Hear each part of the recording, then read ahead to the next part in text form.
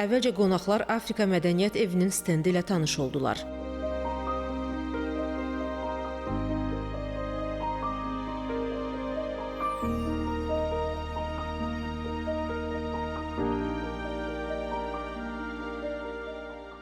Türkiyə Respublikasının birinci xanımı Əminə Ərdoğanın təşəbbüsü ilə 2016-cı ildə qurulan Afrika Mədəniyyət Evinin fəaliyyətinin məqsədi Afrikalı qadınların əl əməyini təbliğ etmək, onların fəaliyyətini iqtisadi dəyərə çevirmək və mədəni həmrəyliyi gücləndirməkdir. Türkiyənin birinci xanımı Əminə Ərdoğanın himayəsi altında keçirilən tədbir Fələstinə həsr olunan video çarxın nümayişi ilə başladı.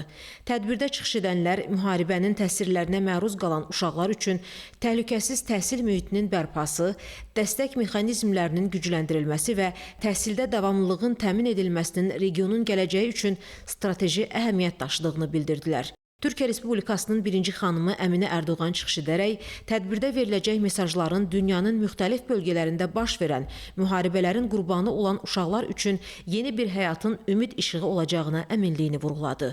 Türkiyənin birinci xanımı uşaqların və gənclərin bir millətin ümidi və sabahı olduğunu deyərək, zorakılığı təşviq edən ən xırda amillə belə qətiyyətlə mübarizə aparmağın mühüm roluna toxundu.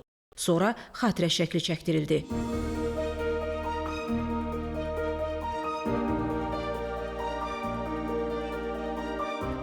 Daha sonra tədbir iştirakçıları Fələstində münaqişə nəticəsində təhsil sisteminin məhv edilməsinə həsr olunan sərgiyə baxdılar.